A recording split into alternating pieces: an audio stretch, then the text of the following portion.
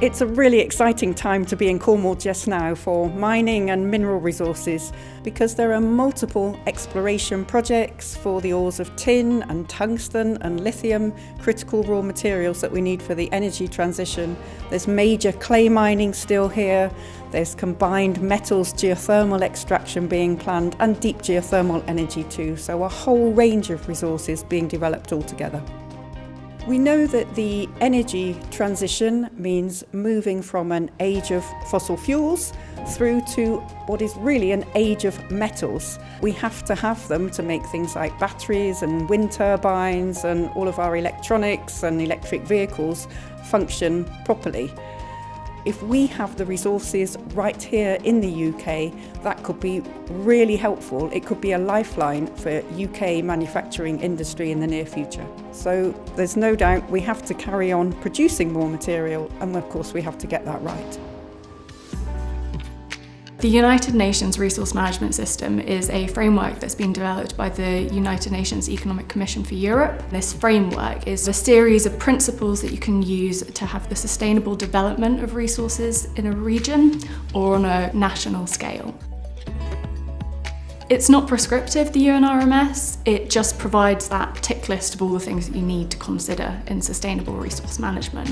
It allows both companies, regional governments, national governments, all to have a common framework to work towards and work within, which will help with the conversation around natural resource management, how that works in line with the Sustainable Development Goals and also the goals around climate change action.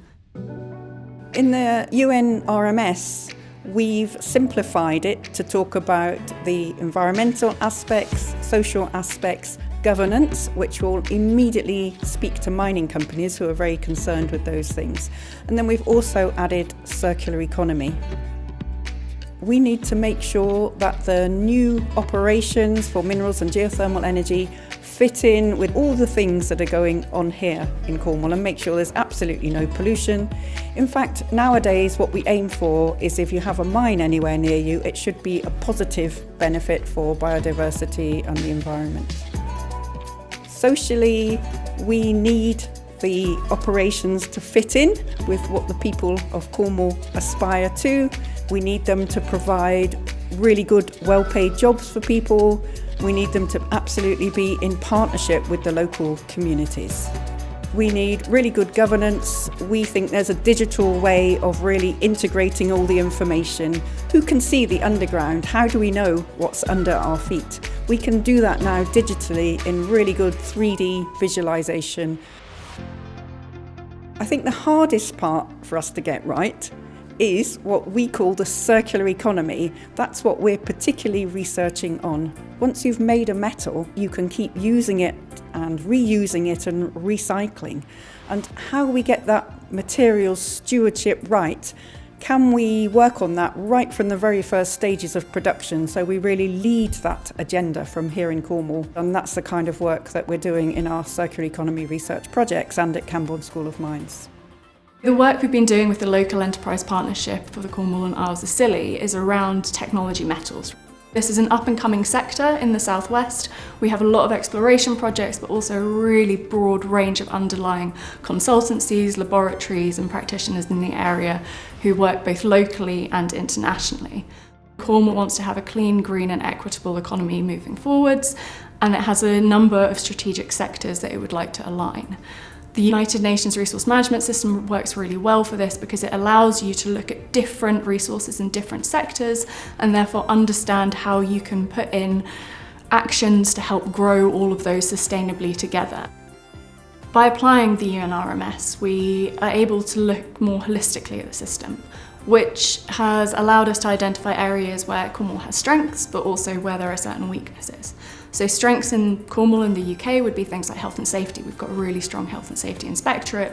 When it comes to things like strategic environmental assessments, also aspects around talent pipeline, community engagements, making sure that we understand the impact of the whole industry rather than individual projects. That's something that could potentially be worked on a little bit more.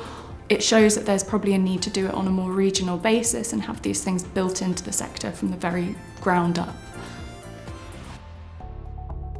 Tin mining has been a part of Cornwall's heritage and history and culture for generations and generations, and whilst obviously it's an economic decision to reopen the mine here, I think the cultural and social impact of reopening the mine could also have significant benefits in this area. It would bring back a lot of pride to an area that once was a powerhouse globally in this industry.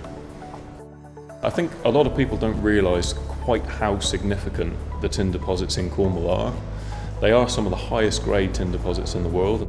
I think we're poised that Cornwall can have a really exciting future as being a tin producing region once again, and hopefully we can start to utilise the resources that lie underneath our feet once more to be able to generate a lot of benefits for this area in a sustainable way that is to the benefit of everyone.